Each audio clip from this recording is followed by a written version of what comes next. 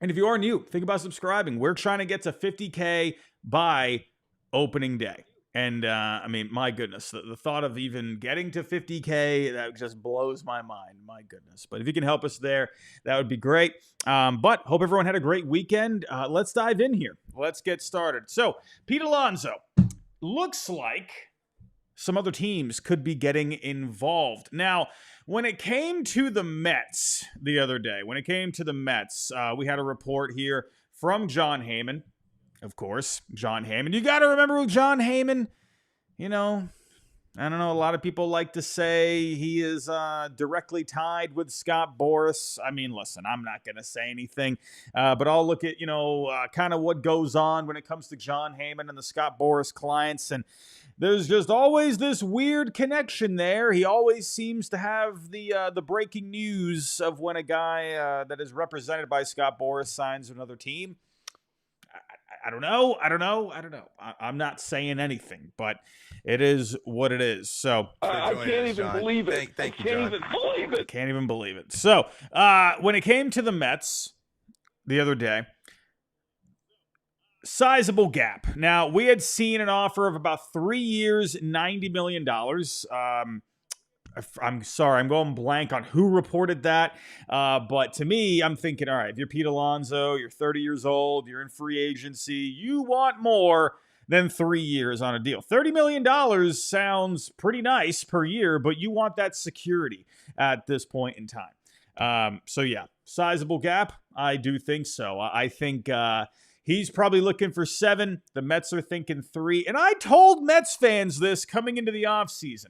I told all of you, and all of you are getting grumpy with me. I know you Mets fans out there, you love your Mets. I respect that. But I came into the offseason saying, listen, David Stearns, this man, this guy, what's a good store I can think of? He was just like Chaim Bloom. Ross dress for less. He likes to look for good value out there. And when it comes to first baseman out there, that is a pretty low value position at the end of the day. Yes, Pete Alonso. Yes, he's one of the best power hitters in the game for a while now. But 30 years old, you've been seeing the numbers regressing a little bit over the last few years. There's a lot of DH risk. So David Stearns, when I think of how he could be thinking about Pete Alonso, I'm wondering how far he's willing to go. I had Mets fans, chasing me with flaming pitchforks when I said that, but I don't know. Is that coming into play right now? I mean,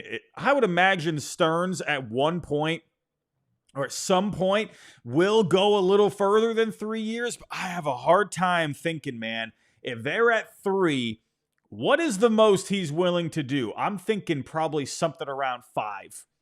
I'm just guessing. Maybe 6. I don't know. But knowing Scott Boras, the way he's handled things over the years, I would think he's probably looking for something maybe 7 to 8 years. He's trying to get the most he can. So my thought process here, what I would like to see happen between Pete Alonso and the Mets is to simply just meet in the middle. Let's get a 5-year deal, say something in the $120 to $130 million range. I think that's appropriate. I think that sounds fair for Pete Alonso. However, let's say David Stearns is he's not backing down. He's thinking, nope, I want to do 3 years. Maybe I'll do 3 years and an option, but nah, I'm feeling pretty good about that. If you don't want it, hey, it's been great working with you. Good luck with your future endeavors. Now, let's say that happens. Well, teams out there are going to be looking for some power. And the Giants, according to Susan Slusser, have Pete Alonso on their radar.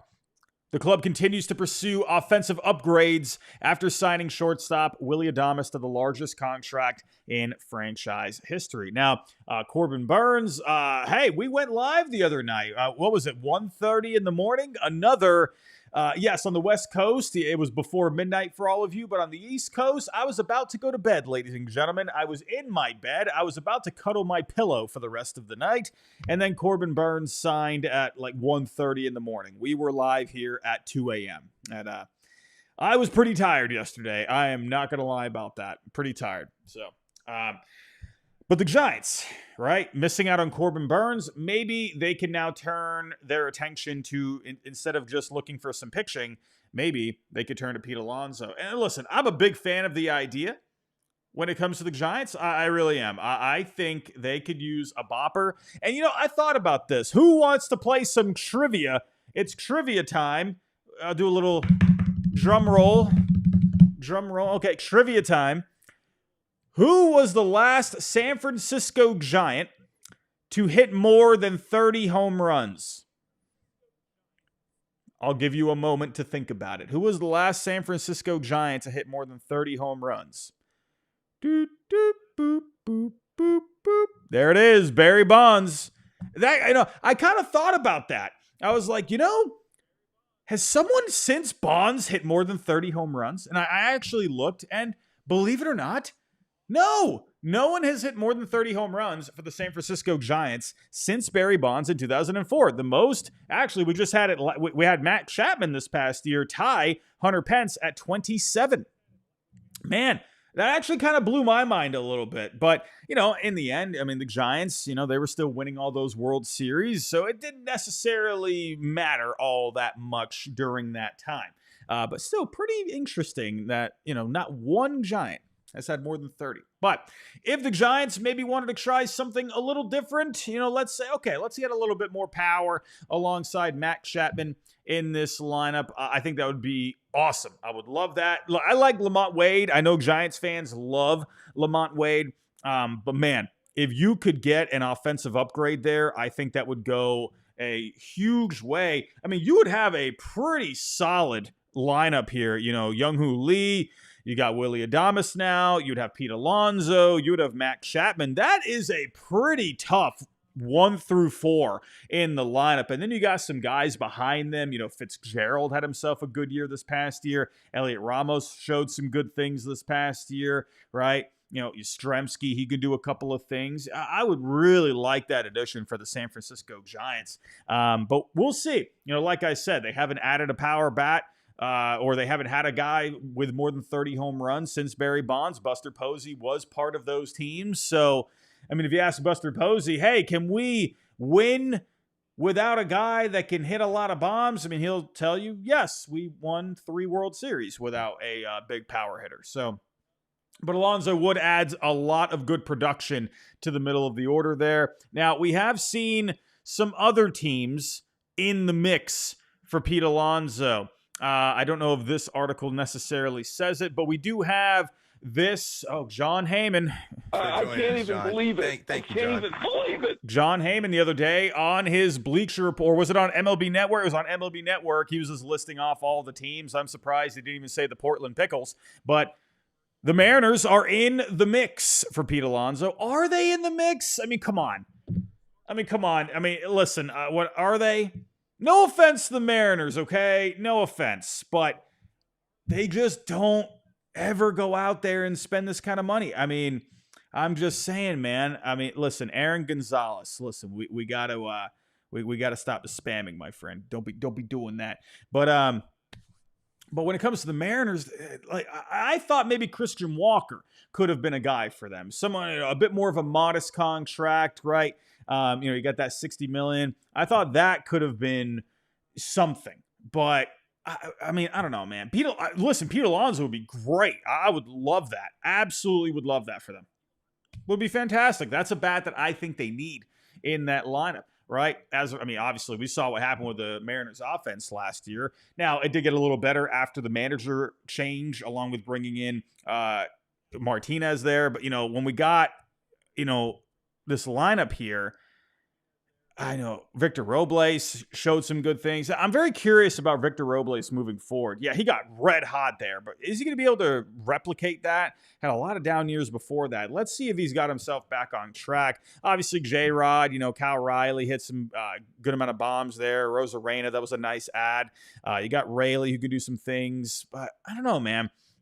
It would be nice to have someone like Alonso, but will they spend the money?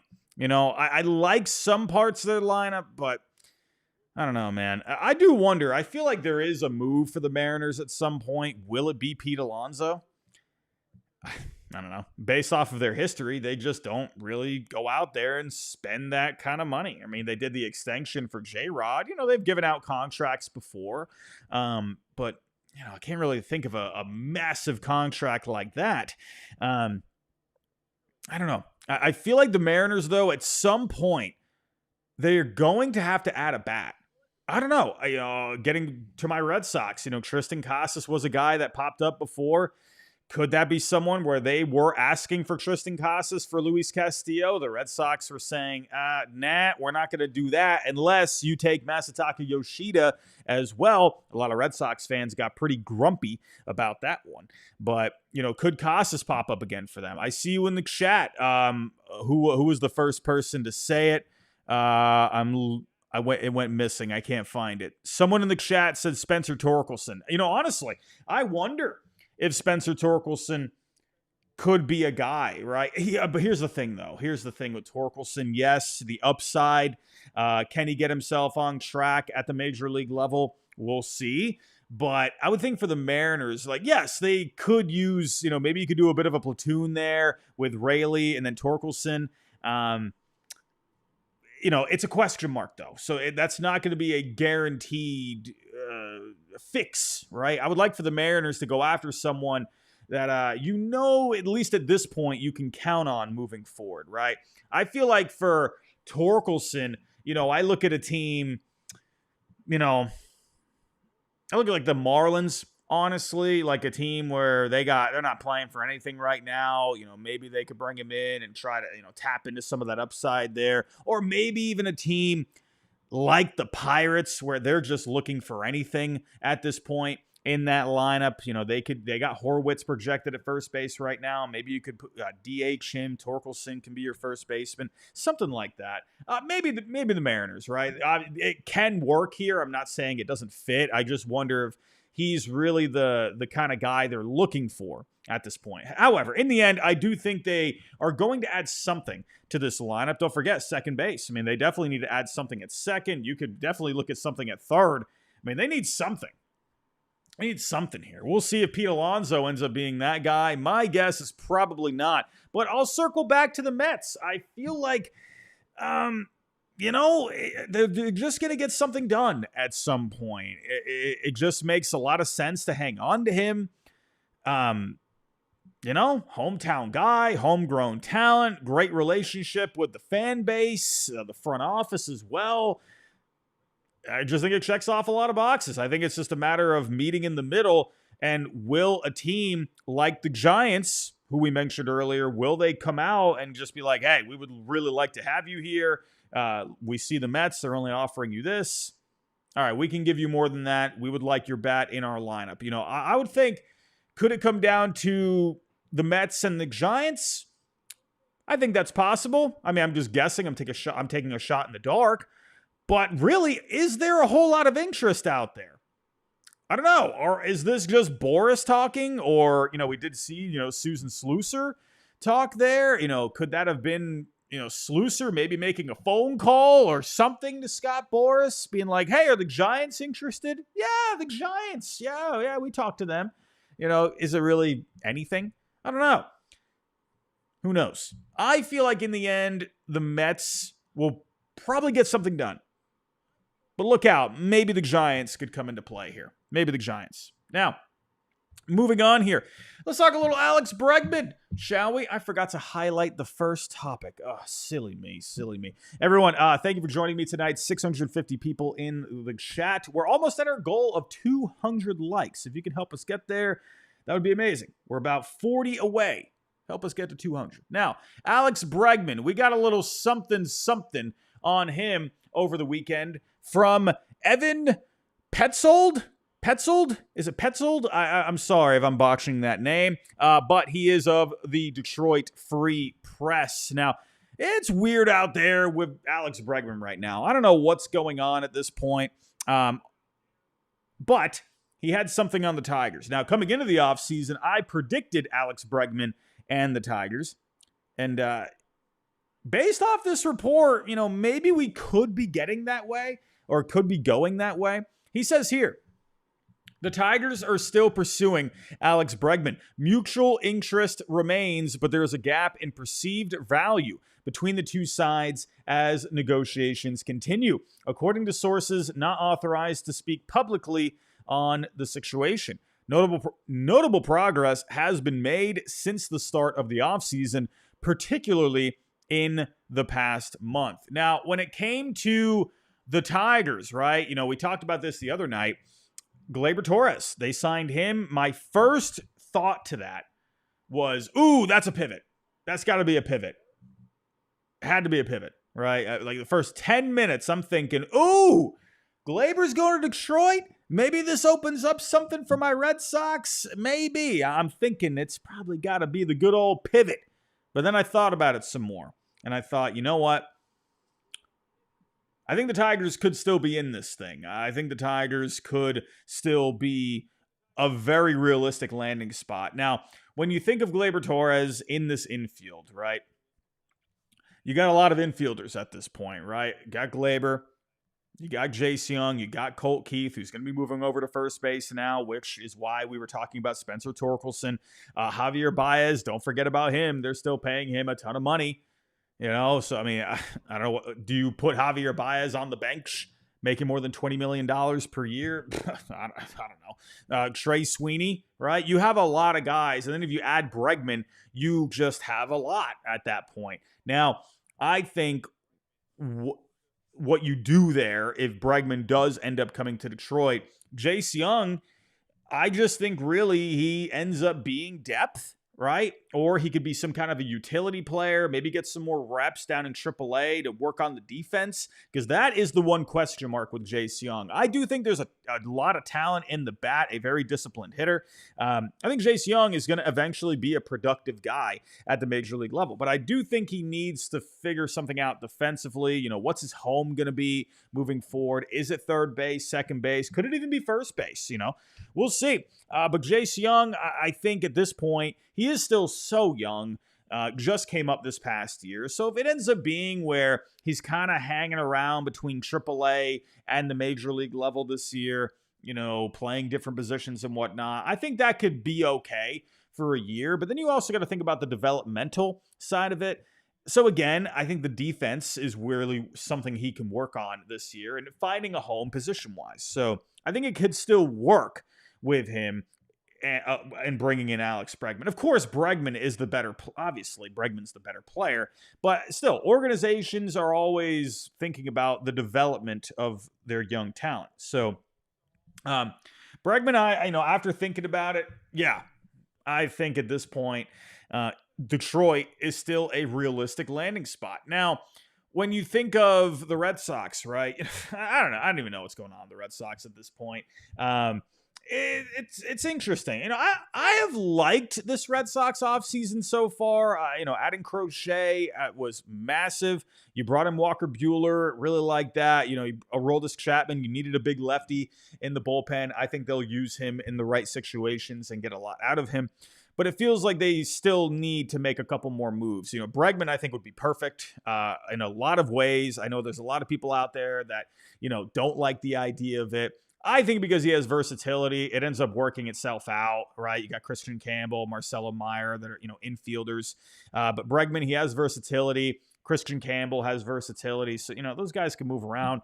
Cora, he loves the versatile players. So Bregman, he hits well at Fenway Park. But the problem is when it comes to the Red Sox is, and Jared Carrabis, he was talking about this on the Section 10 podcast.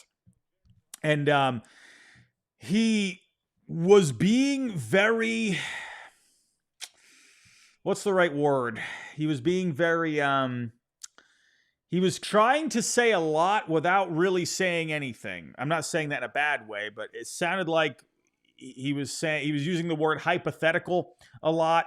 Hypothetically speaking, what if the Red Sox haven't made an offer yet? So he was saying that depending on who you ask, you're going to get different answers on what's going on between the Red Sox and Bregman, right? You could, so basically that tells me certain people are going to say there's probably not really much going on, but then certain other people out there could say, there's interest there. So not sure what the situation is with the Red Sox. If you were to ask me based off of recent history when it comes to the spending, I don't know, man. I just think with the Red Sox, they're only going to go to a certain point. I think they're going to go a little further this year than they were going last year, right? They weren't even going more than 2 years for guys, right? They were willing to go 7 years for Max Fried. They have, obviously they were in the Soto discussion as well. So I think they're willing to go further, but how much further? I don't know. If Bregman's looking for 7 years, I just don't see the Red Sox doing it. I really don't. I think at least at this point, I don't see them doing it because here's the difference between the Tigers and the Red Sox at this point. The Tigers just made the postseason. They have a lot of payroll flexibility. This is the time if you ever want a blueprint of when a team should spend big money, unless you're the freaking Dodgers, this is the time a team should spend. The Tigers should spend right now because you got a ton of young talent that's ready to contribute, cheap at the major league level. You're coming off a postseason appearance. The Tigers should absolutely put on the full court press for Alex Bregman. It checks off all the boxes. I don't think the Red Sox are there yet. I think they need to make the postseason first. That's what I think personally. Kind of like you go back to 2016. They did bring in Price, right? Ended up making postseason that year. But they kept going after that, right?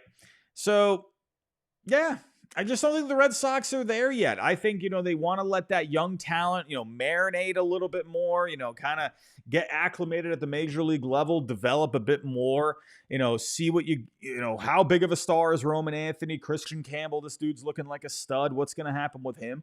I really think next offseason, after thinking about it, that's kind of where I'm at right now with the Red Sox.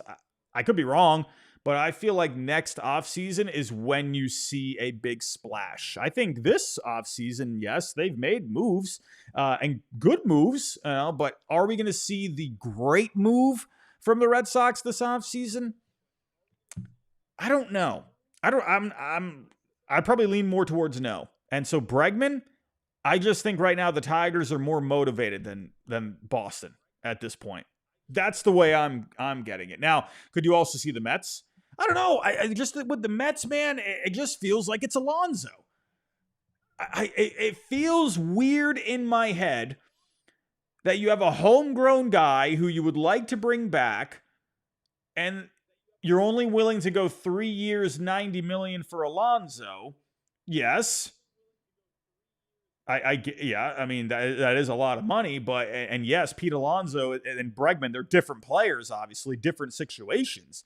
But I find it hard to imagine, even though the Mets got all the money, to David Stearns to go from a guy that is cheaper to a guy that's going to be way more expensive.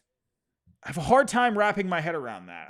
You don't see that very often, right? Usually you see a team go after a big player, and if they don't land him, they go for like a cheaper option, right? That's kind of the way I see it personally. The Yankees this offseason, right? They were connected with Christian Walker at one point. Ended up going to the Astros, right? So they end up getting Paul Goldschmidt. That's kind of the way I sort of always see it. So I think in the end, Pete Alonso is going to go back to the Mets. I think the Mets would like to have Bregman, but it feels like probably more, they've had conversations, they've had talks, there's been also chatter about maybe both. I think in the end, he's going to go to the Tigers. I feel like that's going to happen at some point, especially after reading this report. Again, mutual interest remains. The fact that you have that mutual interest, the one thing I do wonder about, this is where I will say whether or not the Red Sox or the Mets could jump in, is because you have a gap, right, but over the value of the player. Again, it depends on the gap, right? What is the gap? What was the trade deadline? What was the line I said at the deadline? I can't remember. People loved when I said it. I didn't realize how funny that sounded at the time or whatever. Close the gap. Is that what I said? Close the gap. We got to close the gap. But there is a gap with the Tigers and Bregman. If they're unable if they're still too far apart. That's where I wonder, could the Red Sox maybe at this point, or the Mets, they're just sitting back and waiting. I don't know. Just feels like there's a staring contest going on here. We'll see. We'll see. Bregman, could he sign by the new year? What is the date today? It's the 29th. We're almost in 2025, ladies and gentlemen. That is crazy. But we'll keep an eye on this throughout this week. Roki Sasaki. What's going on with Mr. Roki? What's going on? Oh, also, I wanted to show what a contract would look like for Bregman. I'm sorry. If you're looking at 6 years, you're looking at around 170, 175. If you're looking at 7 years, you're probably looking around that $190 million range. That's what I think Boris is going for. I think he's looking for 205 or something like that, because this is based off of projections and, past performance. This is a fair deal. According to baseball trade values, 7 years, 189. So maybe that's what the Tigers are looking at, but Boris, they're looking maybe for 210 or something. We'll see. Roki Sasaki. Well, look at that. The Dodgers have finally met with Roki. I mean, my goodness. Did Shohei and Yoshinobu come to that meeting? I mean, could you imagine that? Oh, congratulations, Shohei Ohtani. Going to be having a baby. Gotta love that. Gotta love that. Good job there. Gotta love that. So, Roki Sasaki meeting with the Dodgers. I mean, there's really not much news here. I mean, but, the Dodgers and Roki Sasaki have been a match made in heaven for years at this point. I mean, everyone's thinking, oh, Roki's a Dodger. I'm still on the outside, maybe of everyone. I'm still giving all these other teams a chance. Now, we did have a little something here when it came to, it wasn't the Dodgers. There's been a couple of little murmurs out there when it comes to the meetings, right? There's no word on how the meeting went with the Dodgers.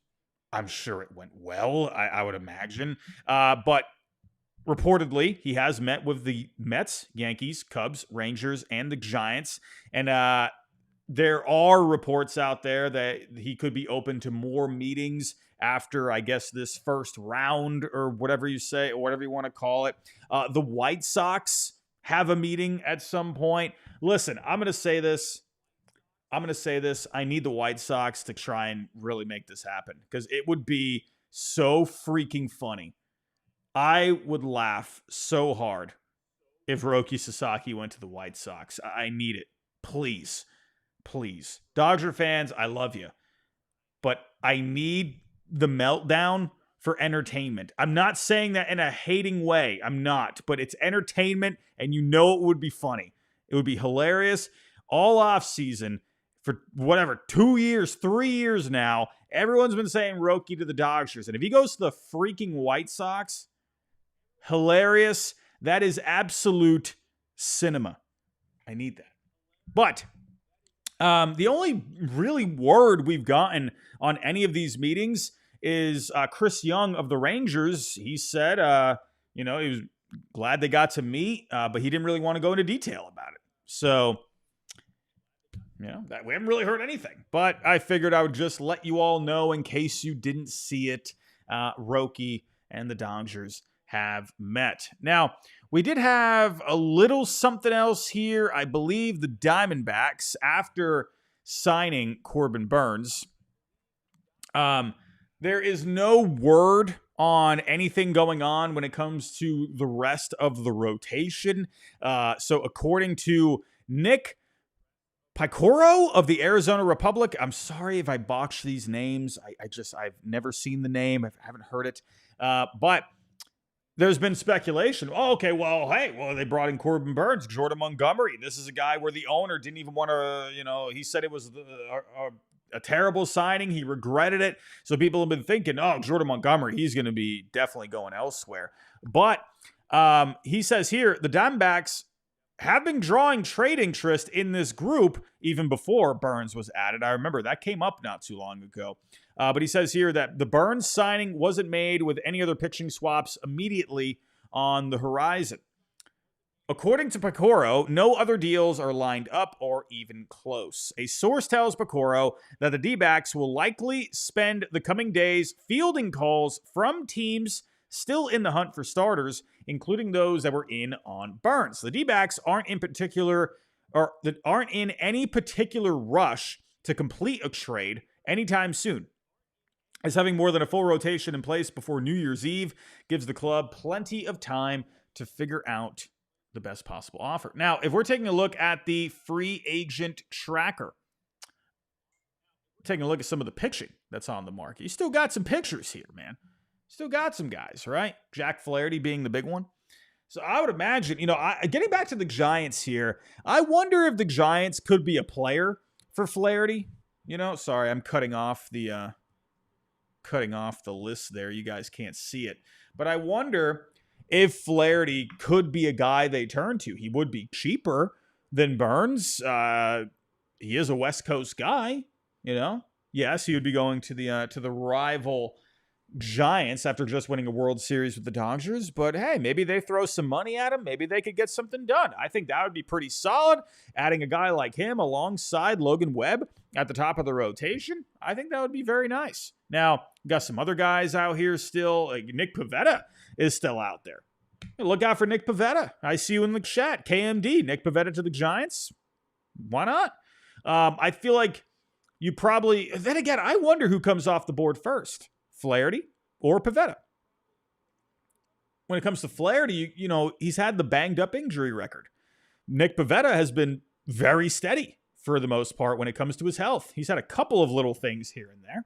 But Pivetta, he's thrown a good amount of innings over the last few years. So I wonder if teams get a little spooked by, any medicals of Flaherty. So we'll see. But one thing with Flaherty, though, and I see you in the chat, Orlando, thank you for that, is Jack Flaherty does not have a qualifying offer. So that's where I wonder, will the injury record with him be enough to hold him up in the market? He does not have the qualifying offer attached. He would be more expensive than Nick Pivetta. So I think that's going to be interesting. Pivetta does have a qualifying offer. So it's going to be interesting. We'll see. My guess is Flaherty comes off the board first.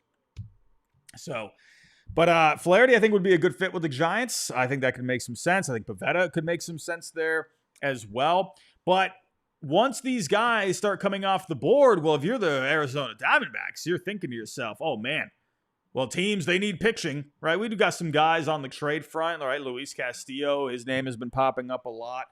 Could Dylan Cease end up being a guy that ends up getting moved? We'll see. But, hey, man, listen. Burns, Gallen, Kelly, Eron, Fott, Jordan Montgomery.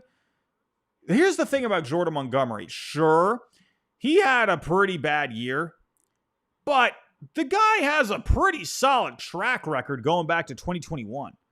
You look at last year, you look at, the late start, got off to, got off to the terrible start, and then, he just couldn't really figure it out. Went to the bullpen at one point. I think with an off season, get to spring training early, get himself right. I think Montgomery could end up being a sneaky pickup. And, when it comes to him, he's, when you look at the salary that he's owed for this coming year, $22.5 million, it's not bad.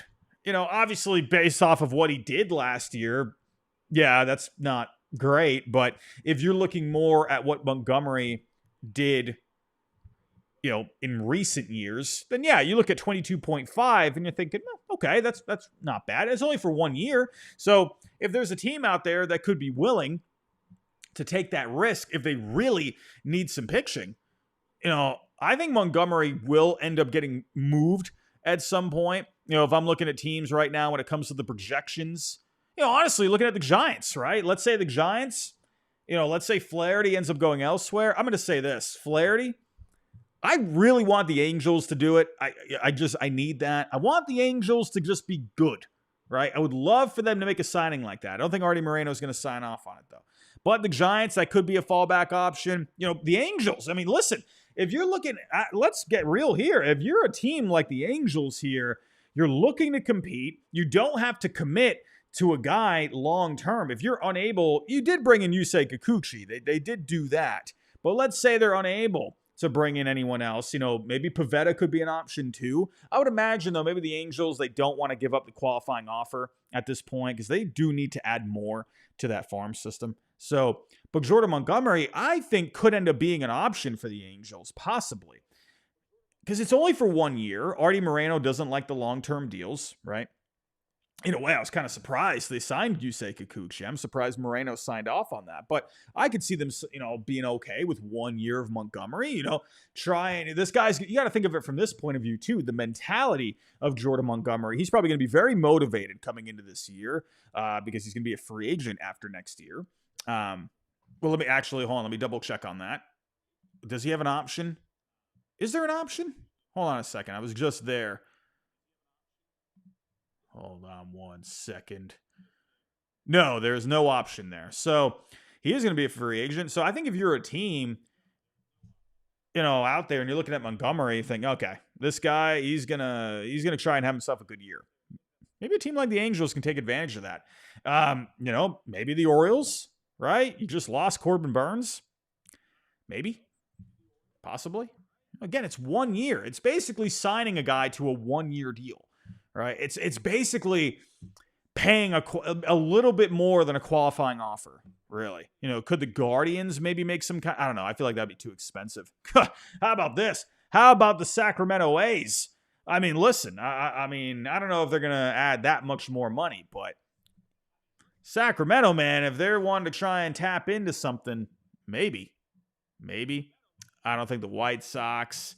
The only way I could see the White Sox doing it. The only way I could see the White Sox doing this is if they are able to get a prospect along with him to kind of make up for the underwater value.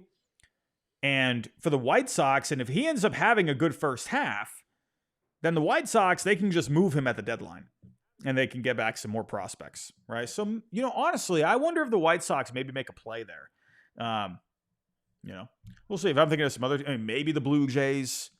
Possibly, they haven't been able to, add anyone in free agency. They've had a hard time. Maybe Montgomery could be a guy there, maybe the Cubs, possibly. That's pretty much it. I think it's one of these bottom teams that would, when it comes to the starting pitching, where they rank as of right now, I think one of these teams could possibly take a shot on him. Do I see them moving Eduardo Rodriguez? I'd be pretty surprised. Gallen, I feel like they're not going to move. Here's the thought process on moving Gallen. Here's the thought process. I don't think it happens, but I did think about it. I thought over the weekend, could they still maybe move Gallen and try to bring back some prospects or, some young talent, controllable talent? Because they did just bring in Burns. I don't think it happens. Diamondback fans, don't get grumpy at me. I'm just thinking, okay? I would much rather have the 1-2 intact. But if you're thinking about it, they just brought in Burns. Gallen's a free agent after next year. Essentially, if you wanted to, and teams need pitching, you could move Gallen. So basically, Burns takes the place of Gallen in the rotation. But then you could use Gallen's value to bring back either young, cost-controlled major league talent that you could have for the next several years or prospects or a mix of both possibly. Again, I don't think Gallen gets moved. Something to think about, though. Probably doesn't. I'd say it's a 0.1% chance of happening, right? Fott, no. I don't see Fott getting moved. Ryan Nelson, no. So I would say Montgomery is the one that ends up getting moved, but I would not take Gallen off the table. I would not take him off the table. All right. But everyone, that's all I got here for tonight. That's all I got. Not too much on the table for tonight, unless something happens, at some point, before midnight here. I don't know. It's very quiet. Very quiet, but it is Monday tomorrow. It is Monday. hopefully we get something juicy to wake up to tomorrow morning, possibly some good rumors. We'll see. But everyone, I want to thank you for coming out for our usual biggest show of the week during the off season, our Sunday night stream. I do appreciate that. Yeah, it's been fun. I see a lot of you, a lot of same old faces here in the chat. We got D-Rod, we got Lock Smart, we got Odd Villain, we got Carter Hopkins, we got Victor. KMD is here. Money Mike Madness. What a name. My goodness. Mike Man 88. How you doing? D-Rod. How you doing?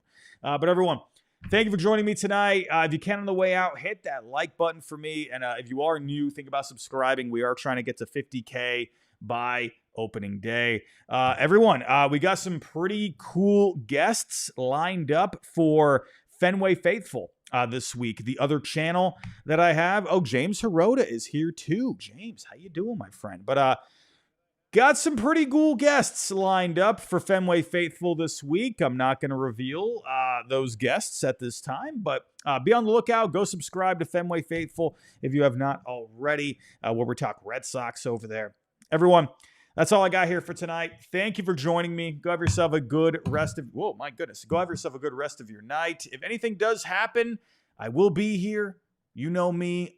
I go live if anything breaks. But have yourself a good night, everybody. I'll talk to you next time.